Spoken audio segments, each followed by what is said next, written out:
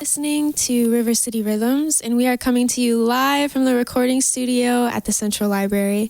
Once a month, KYRS and the Spokane Public Library come together to bring you Lilac City Sounds, a segment showcasing Spokane's truly amazing and talented musicians, and I'm your host, Nera. This week, you may know our featured guest for being the lead vocalist of Snacks at Midnight, a local band voted by the Inlander to be the best band in Spokane for 2024. But today, we're going to dive in on his brand new solo album. Please welcome the incredible Rory Babin. Thank you. Yes. I appreciate you very much for having me in this beautiful studio. Yes, thank you so much for being here. It's my pleasure. All right, so tell us a little bit about this first song, and then I'll let you get right into it. Yeah, of course. I'll be playing a song titled Hatred. And it's not too much to it, I don't think. It's just watching people I knew and loved and cared about start giving in to fear and hatred, and just kind of describing my feelings at watching this process happen. Okay.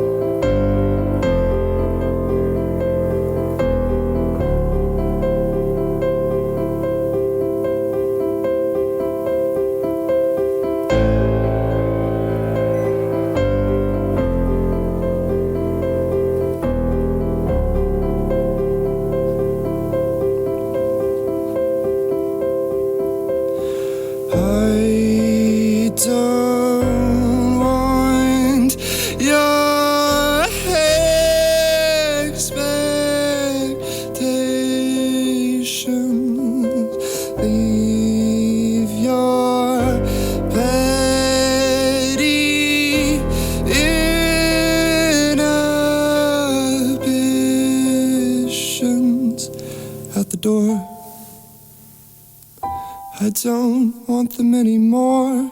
So as far as I'm concerned, you've gone and left for good.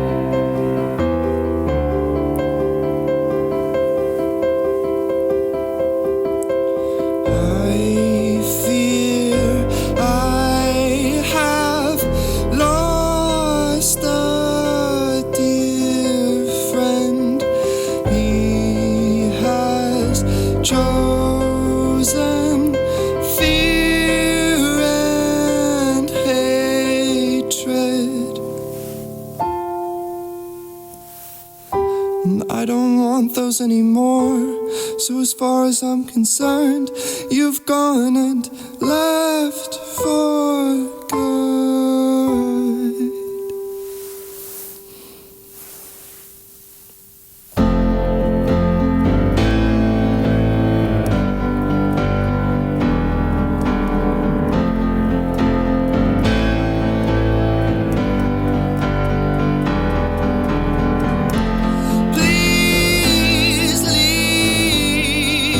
I'd rather go it alone. Leave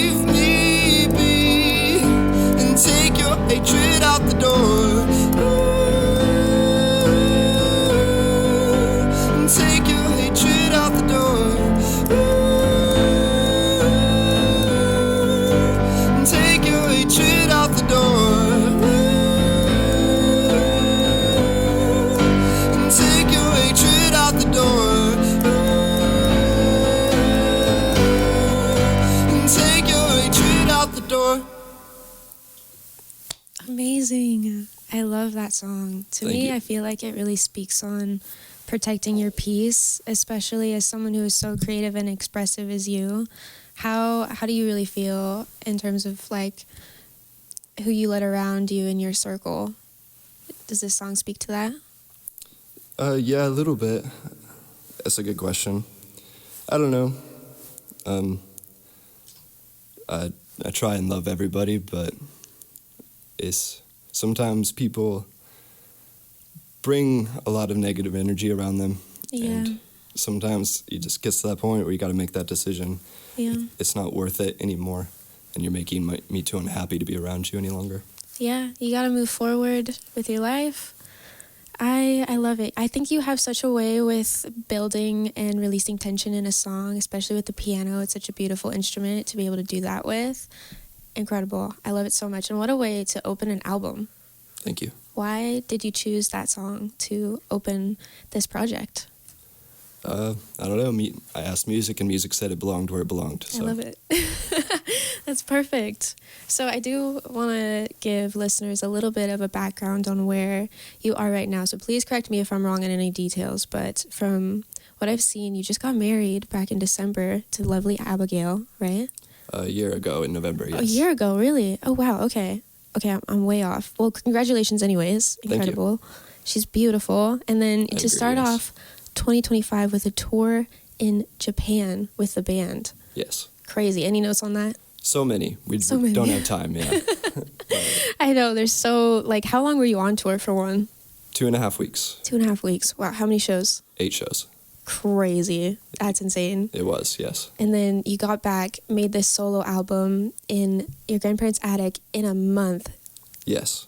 A month later, it's done. That's crazy. Almost done. Still Almost working done. at it. Still working. Okay. So is there a release date set? Not yet. Sometime this summer. Okay. Kind of Sometimes depends this on summer. as I finish mixes. Totally makes sense. And then there might also be talk of a Snacks at Midnight album coming out sometime this year as well. That's the plan. Wow. That's crazy busy. Yeah. How do you balance all that? Luck, mostly. Yeah. I mean, your life is jam-packed, dude. That's insane. Okay. So I'm super stoked for this next one. Tell us what this one is called and just a little bit about it. Sure. This next song is called TV Star. It's in the late 1800s, a guy called Nietzsche made this crazy proclamation. He said, God is dead. And it seems weird that the song would tie into that, but it does, because what he feared and what he thought would happen is, as people stopped believing in God, they would turn towards commodity to replace belief. So, like things to define who they are, rather than serious introspection as to discover who oneself is. And this song, I think, kind of goes out to the people who are stuck, who haven't figured out what they believe in yet and who they are yet. And it happens. Everyone goes through it. So. Absolutely. Yeah, so this is TV Star.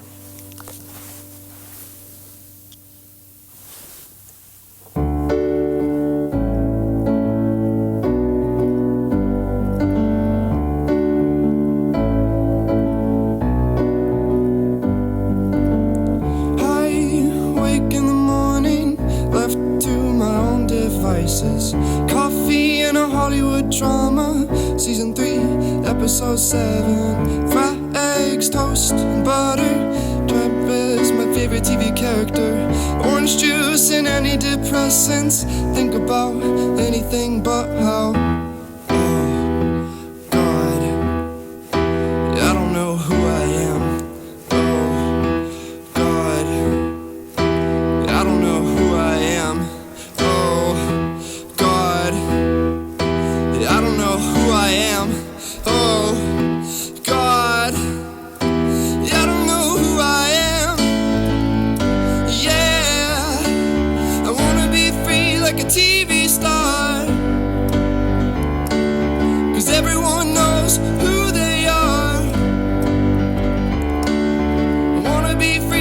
TV star. My boss and his fat face, he's waving his finger all over the place. Something about him coming in late, so he's gonna fire me.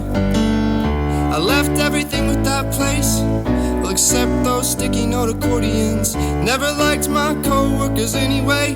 You could tell they always felt like, oh, God, yeah, I don't know who I am. Oh, God, yeah, I don't know who I am. Oh, God, yeah, I don't know who I am.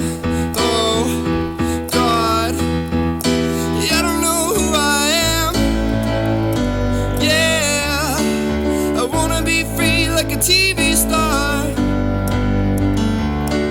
I wanna care about who we are. I wanna be free like a TV star.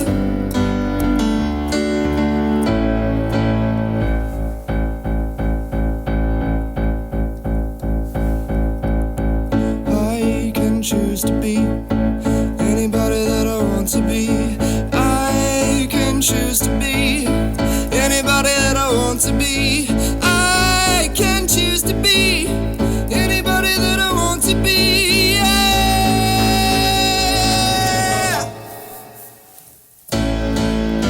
Yeah. I wanna be free like a TV star. 'Cause everyone knows who they are. I wanna be free like a TV star. TV star. I wanna be free like a TV star. I wanna be free like a TV star. I wanna be free like a...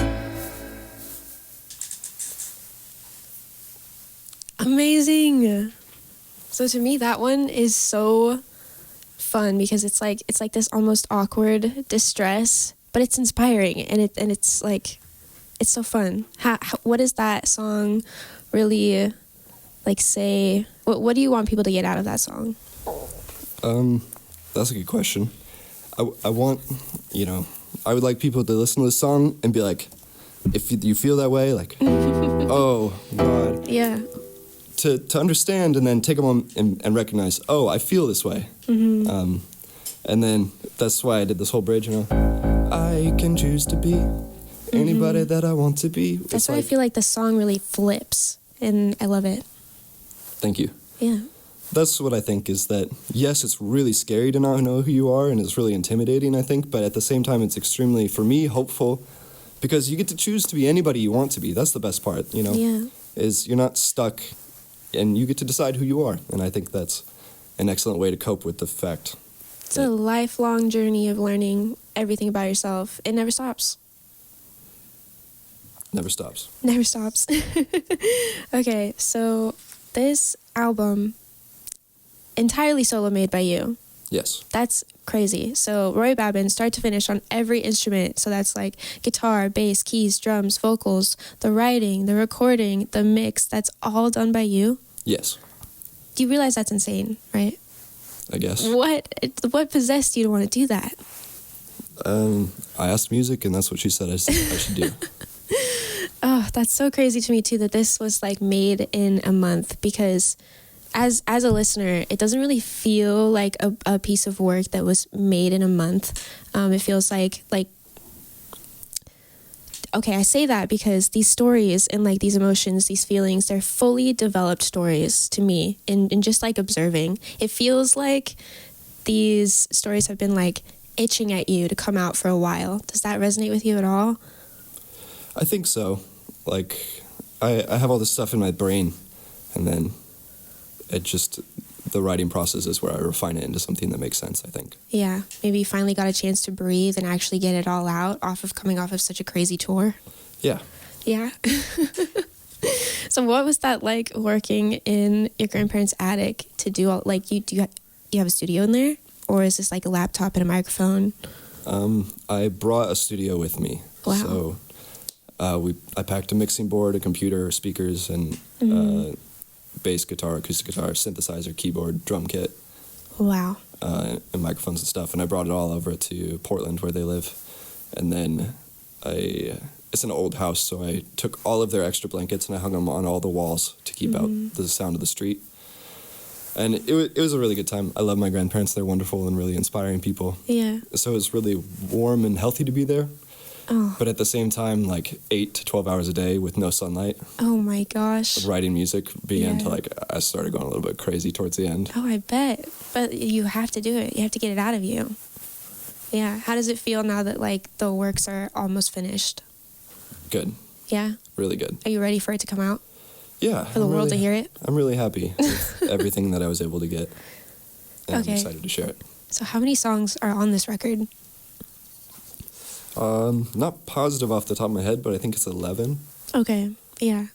And I mean, it had only taken you a month, but has this been in the works for a while? Did you have anything written down before you got to your grandparents' house? No. No. Well, that's not technically true. I had a little bit for 2 of the songs, but everything else was written within that month period. Wow. Okay. That is so wild to me and so incredible. I love it. And I'm ready for the next one. What's this one called? Pep Talk to the Puddle. Heck yeah. I'm stoked.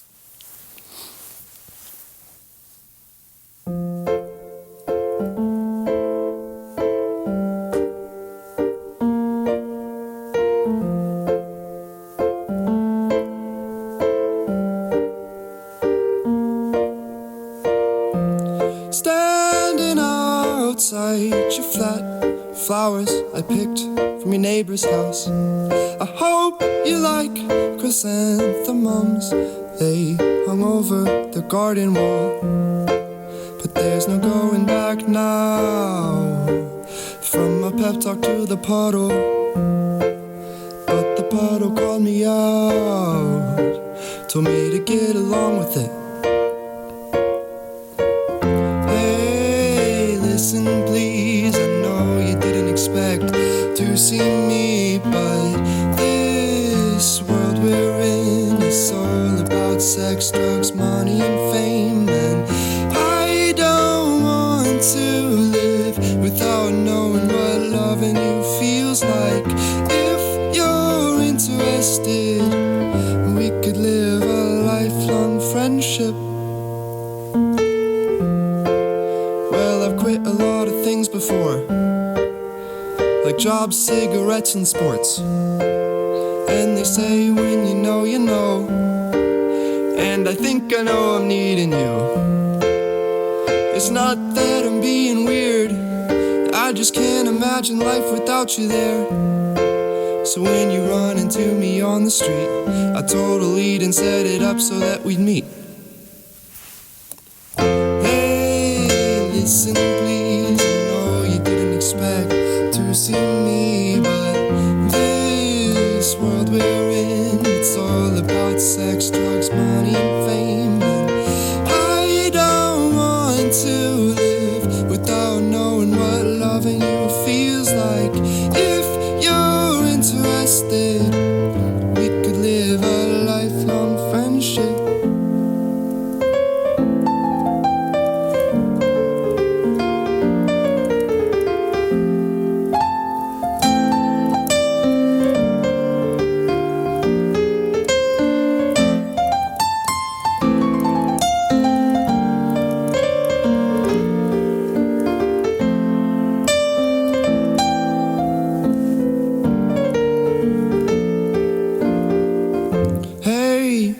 Listen please, I know you didn't expect to see me, but this world we're in is all about sex, drugs, money and fame. And I don't want to live without knowing what loving you feels like. If you're interested,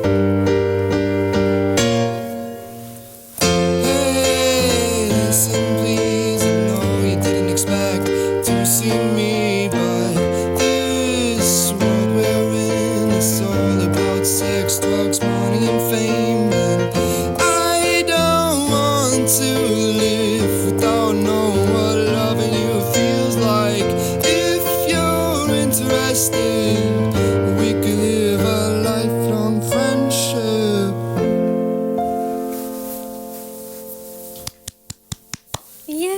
Thank you. That one is such a sweet song. To me, it really feels like the beginning stages of love, or like puppy love. And then it's so like sweet. It's such a sweet love song. Thank you. So I know this album is entirely, it's all you, it's all solo, but did you end up bringing any collaboration onto the record? Yes, I did.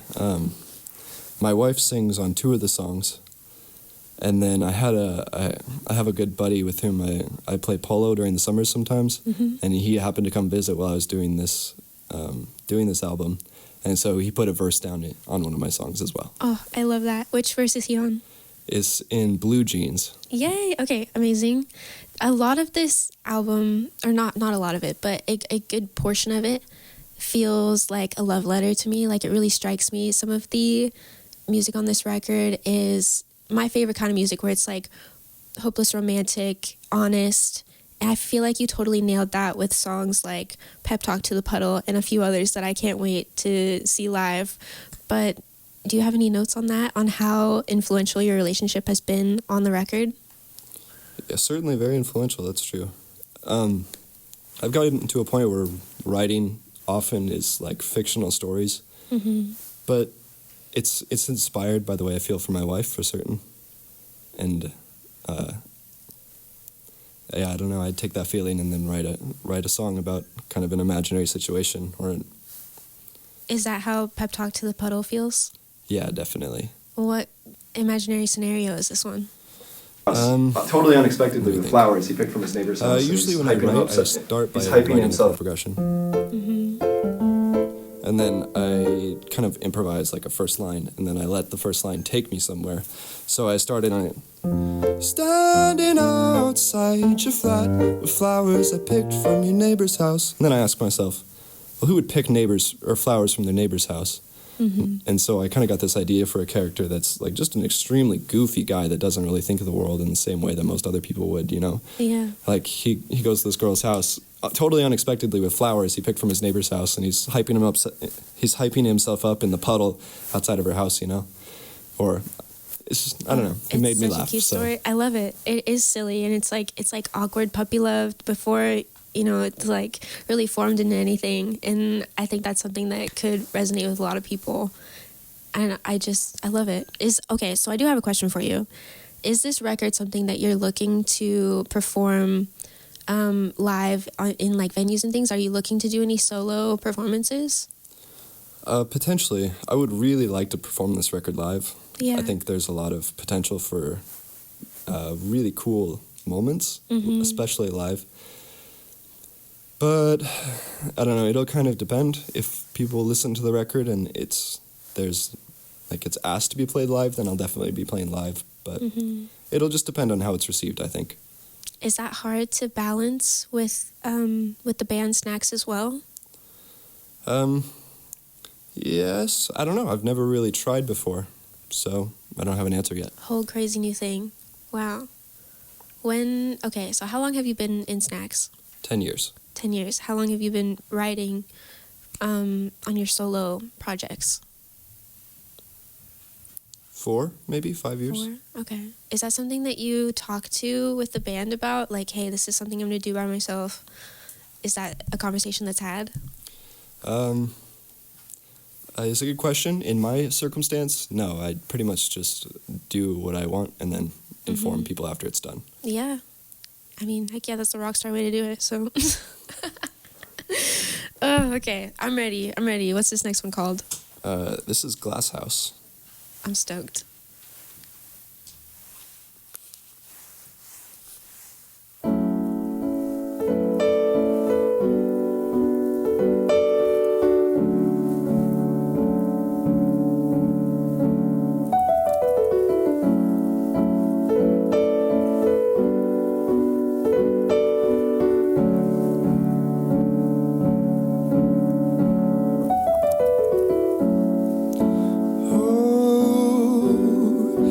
Tired of singing lost songs.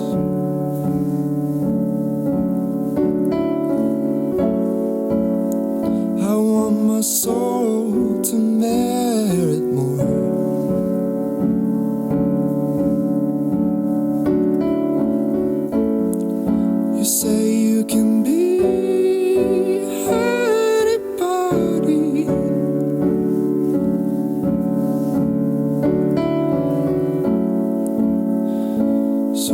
I choose to be so mean.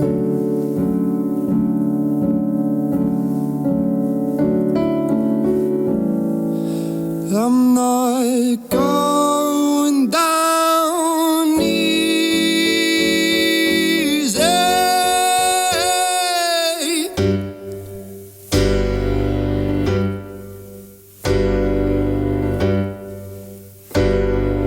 And don't throw stones in a glass house.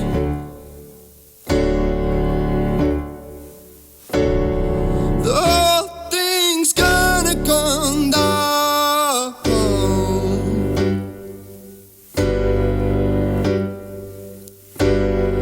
And don't throw stones in a glass house.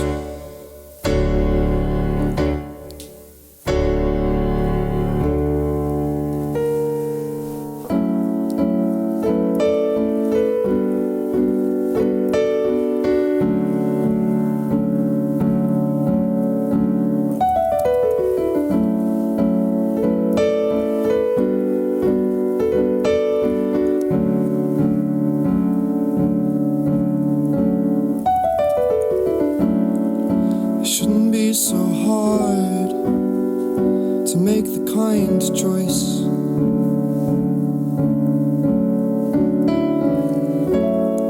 To put yourself aside and do what is right.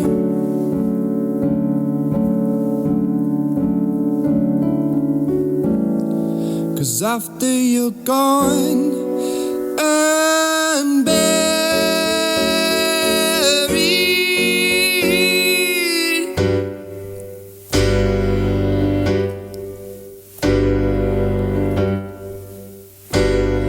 you should throw stones in a glass house.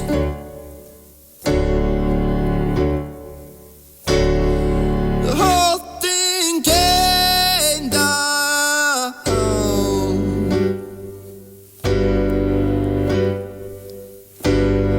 You shouldn't throw stones in a glass house. The whole thing came down.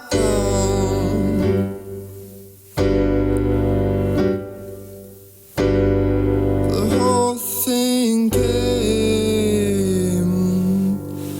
down.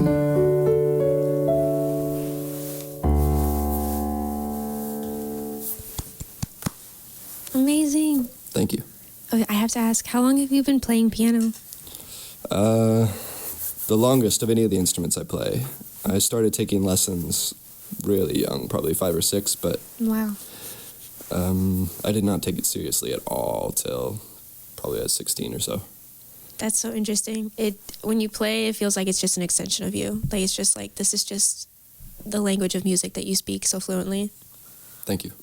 So with Glass House, to me that song, a very emotional song, feels like it's very rooted in fear. Can you talk on that a little bit? Yeah, I can. It's kind of about the same situation as Hatred was, where, I don't know, I was just dealing with a lot of people that were just making me shake my head every day. Yeah. And so one person in particular, I'm not going to mention obviously, is like clearly taking a lot of effort to insult and be cruel to a lot of people around her. And it's like, I don't know. Definitely not the people you want to surround yourself with. Certainly that much, yeah. And I feel like I didn't understand the phrase "don't throw stones in a glass house" till I knew this person. Because it's like, yeah, you know, you're insulting me, you're insulting my wife, but Whoa. it's like, I don't know, you're just such an insecure person, I think, and it's just Yeah. very strange that, I don't know, I don't understand I feel it, like it's but definitely very telling when somebody is spreading a negative message or negative energy that, like, they're probably not okay in their own world, and maybe distance is what's Yeah. needed there. So I totally don't blame you for that. hurts. Yeah. Hurt people. Absolutely. And like what a beautiful song to come out of such a horrible experience. I mean, do you feel like you've learned a lot from that experience with that person? Yes, definitely. Maybe some discernment in the people that you keep around you now. Yep. Okay. So coming off of such an incredible opportunity, like touring in Japan, what did you learn from that experience? What did you bring back home that kind of influenced this project that has now come to life in such a short amount of time? Yeah, that's a very good question. I think the thing I certainly took home most strongly after Japan was I saw something happen, and it just was like a passing moment, but it kind of stuck with me because it represented how a lot of Japanese approach to the arts. I was walking through a subway, and there was this big statue, like work of art, in the middle of the subway, and there was an old woman who stopped, and all she did was bow to the piece of art. Oh, wow.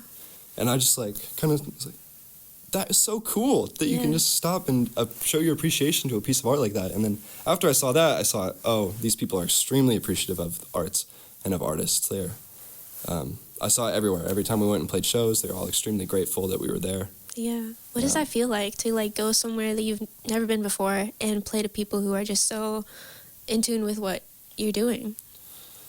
Really strange. Yeah. I can't imagine. I've never been to Japan, so that's crazy. It's worth going. Very cool country.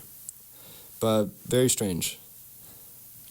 At first it was kind of intimidating because the first show we played, there were a couple other bands on the lineup that were just stellar, really incredible.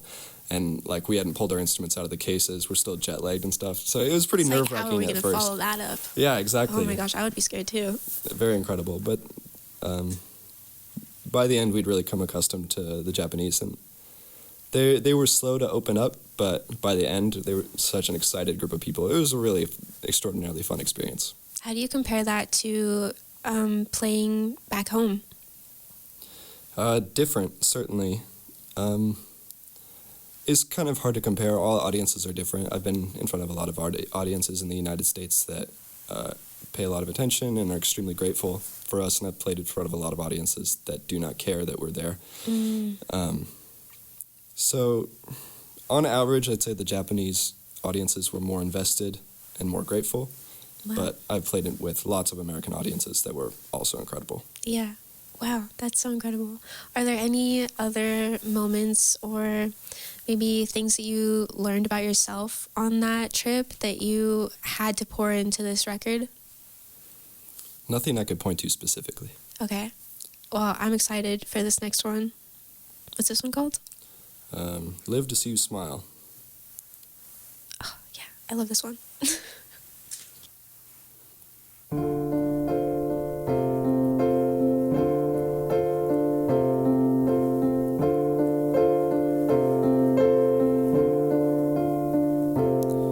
Trust in me, my dear. Is your love stronger than fear? 'Cause I know those haunted eyes.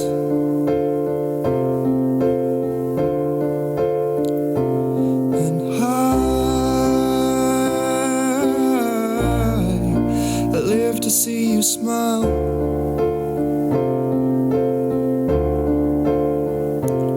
Yes, I trust in you, my dear, but it's not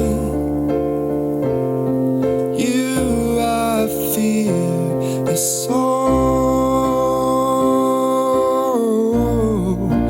all those other times.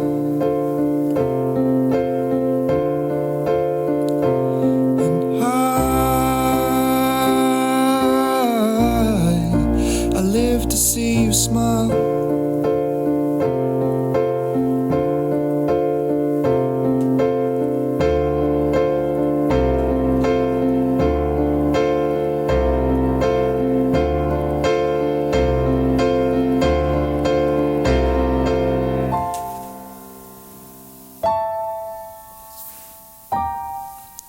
He should live to see you smile.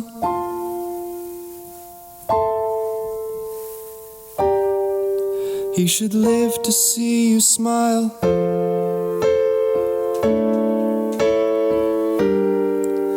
He should live to see you smile.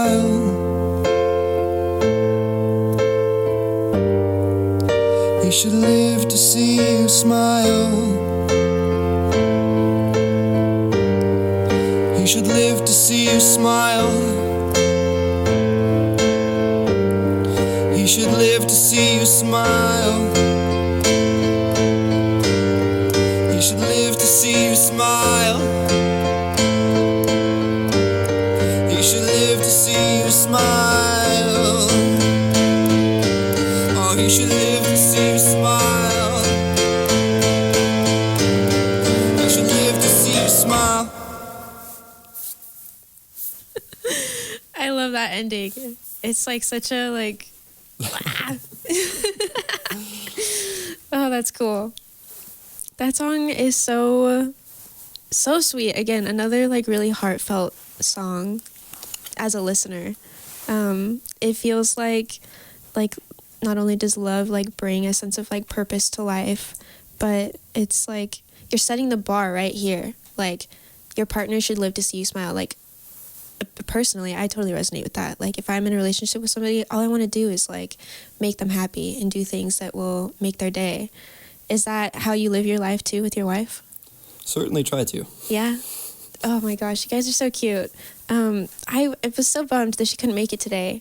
I hope that we have you back and we can chat with your wife in the band maybe one day. Yeah, that would be fun to form a band and be back. And do Yes. the actual album. Yes, that would be very cool.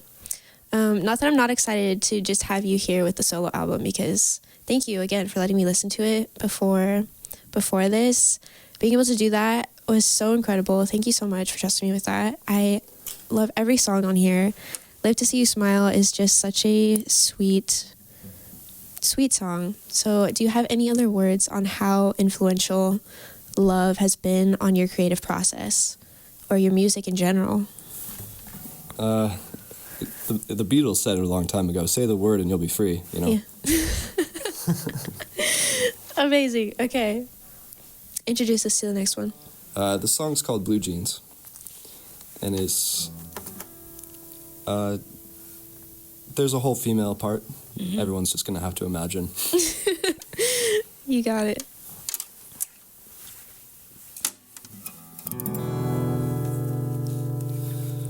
I ain't got no blue jeans. I ain't got no boots.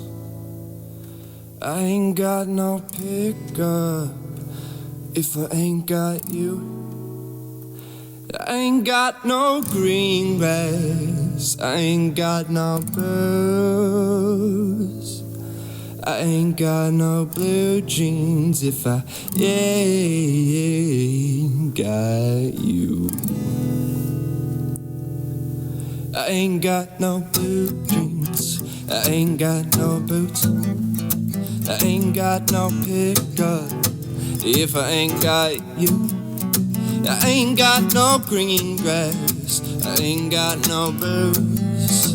I ain't got no blue jeans if I ain't got you. Now sit back down is what she said as she threatened to fill me with lead in the back of that old schoolhouse down in Tennessee. She took my cash and lit that match, and she left with the radio blaring. And I swear I could hear her laughing over the tires squealing. And thinking back to that day at the bar, it all makes sense. Well, I took her home just because she looked at me and said, I ain't got no blue jeans. I ain't got no boots. I ain't got no pickup if I ain't got you. I ain't got no green grass. I ain't got no boots. I ain't got no blue jeans if I ain't got you. it happened in the back of car 10 on my way to Santa Fe. She struck up a conversation in a kindly sort of way. And I'm not a man to fall for cheap tricks, but this was one hell of a fix. She took me to freight, where I met my fate. If only she never said, I ain't got no blue jeans, I ain't got no boots, I ain't got no pickup if I ain't got you. I ain't got no green dress, I ain't got no boots, I ain't got no blue jeans if I ain't got you. We were standing around in that dusty town, me and the others she had offed. We couldn't explain why we're here, but to hear our spirits were drawn. When she sauntered out of the banker man's house, a victorious grin on her face. Well, right up until the sheriff raised hell and put an end to her reign. For the first time since I'd passed away, we stood face to face.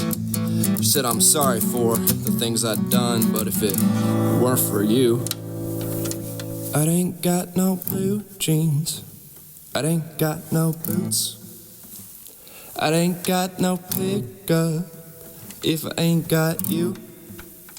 I ain't got no green grass, I ain't got no blues, I ain't got no blue jeans if I ain't got you. I ain't got no blue jeans, I ain't got no boots, I ain't got no pickup if I ain't got you. I ain't got no green grass, I ain't got no blues, I ain't got no blue jeans if I ain't got you.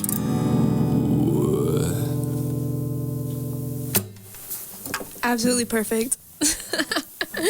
I absolutely love the way that you balance humor in this song. I mean in the record, throughout.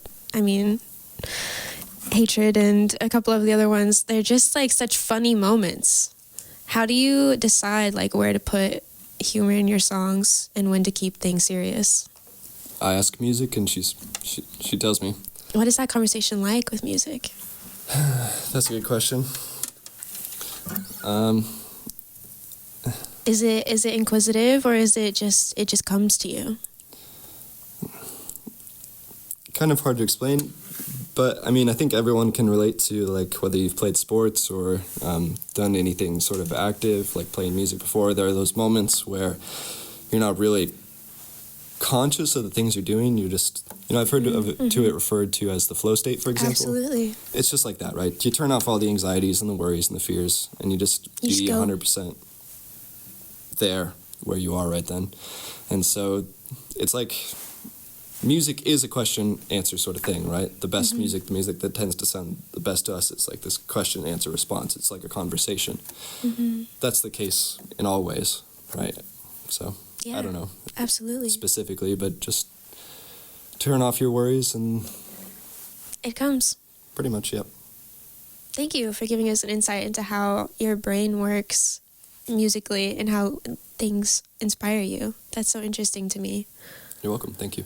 So with a song like Blue Jeans, this one is like very fun. I think this one could have totally worked in a setting with the band. But what makes you say, like, no, this is something I want to keep on my project?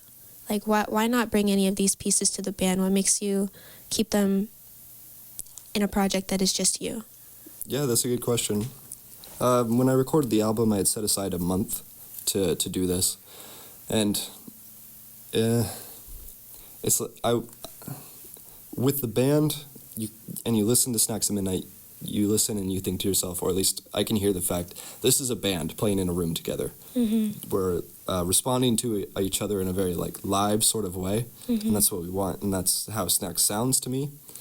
This is me stacking pieces on top of each other for like 24 hours.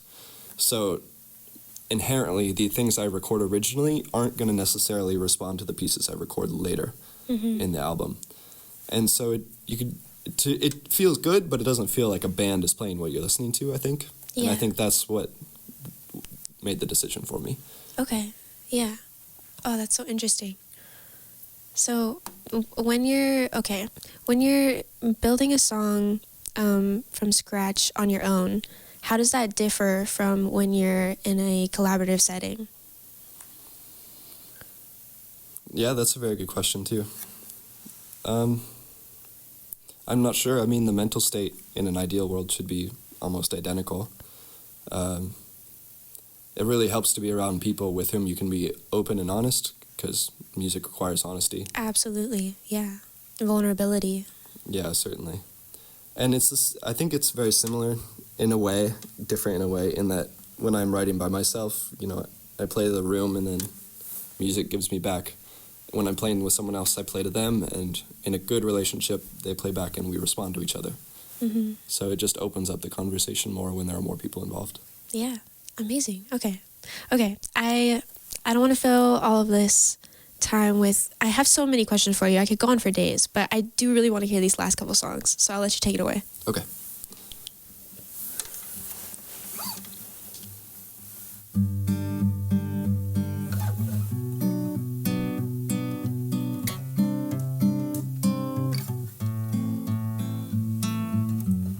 Turn that frown upside down, or you better take that scowl down the road.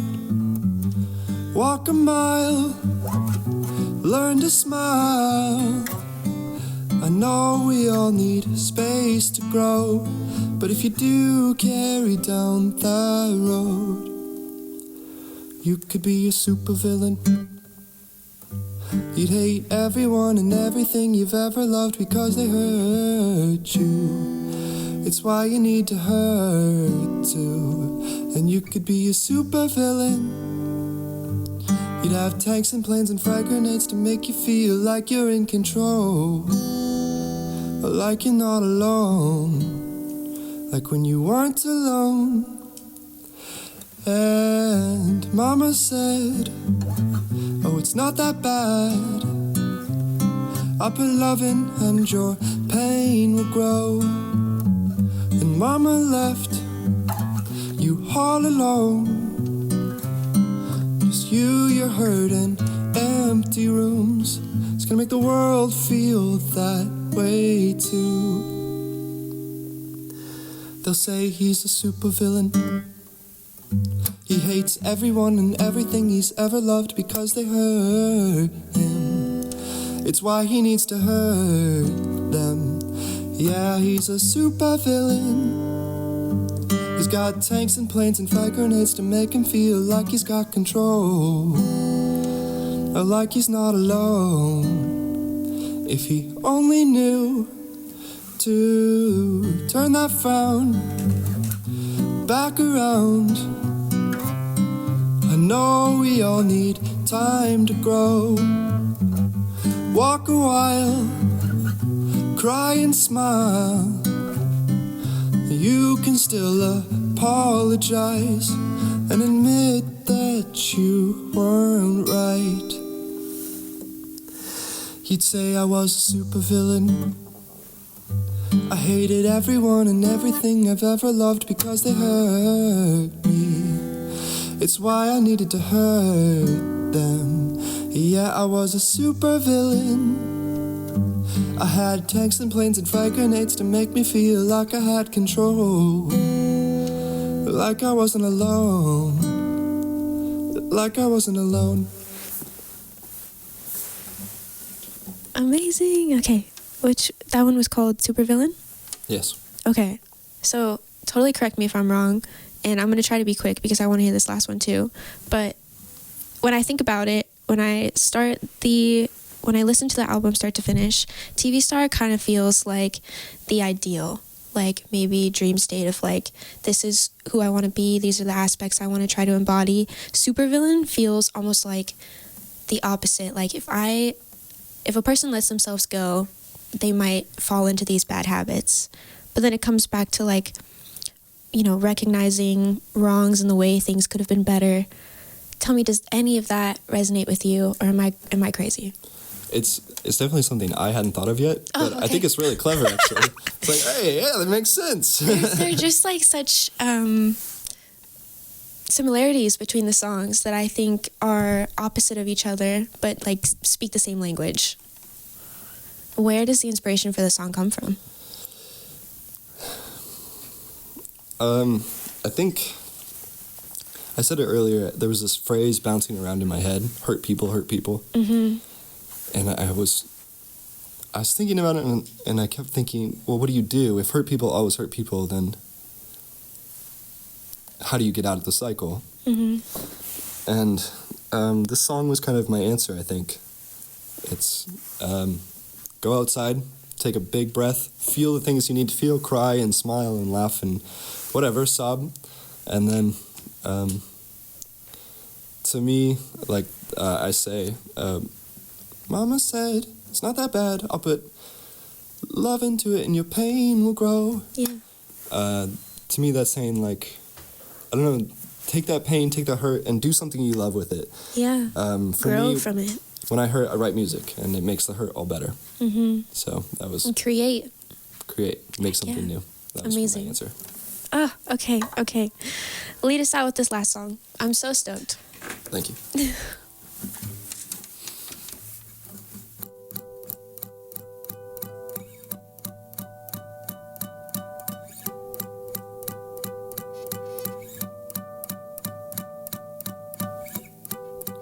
Gas station hot dogs and a box of smokes.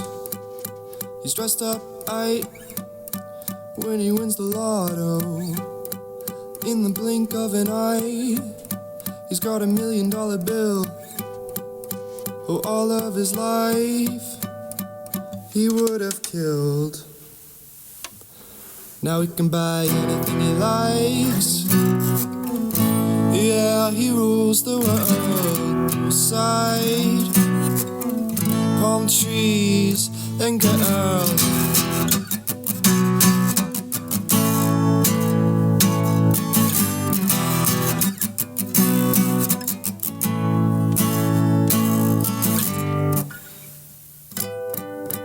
Gas station hot dogs and a Diet Coke. Premium unleaded when his Lambo starts to smoke. A taxi and a tow truck driving down the road. The deadpan banker man calls and says, you're broke. But I can buy anything I like. Yeah, I rule the world. Poolside, palm trees and girls.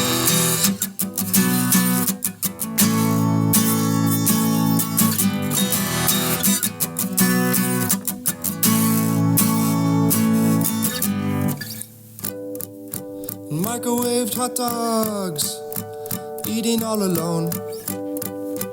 Now he's sitting pretty in his 100-square-foot home.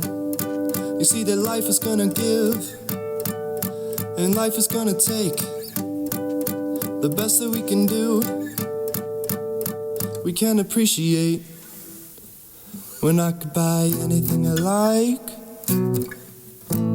Yeah, I rule the world. Poolside, palm trees and girls anytime I like. Yeah, I rule the world. Poolside, palm trees and girls.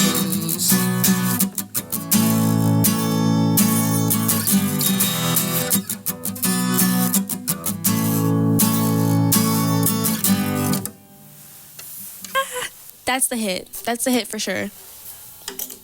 Thank you. 1000%. And where that one's out, right? Yes, it came out yesterday. Heck yeah, people can listen to that where? Anywhere. Spotify, Apple Music, YouTube, so on and so forth. Amazing. Where can people keep updated on when things are releasing? It'd be my Instagram and Facebook. It's just Rory Babin. Okay. Oh my gosh, I've been saying it wrong this whole time. It's Rory Babin. Yeah. And you didn't correct me? No, everybody could says you? it wrong. I'm very used to it. It's okay. Okay, Rory Babin. I've been saying Babin this whole time. I'm so sorry. It's all right. Do you have any shows that you're doing that are coming up you want to promote? Anything you want to tell listeners?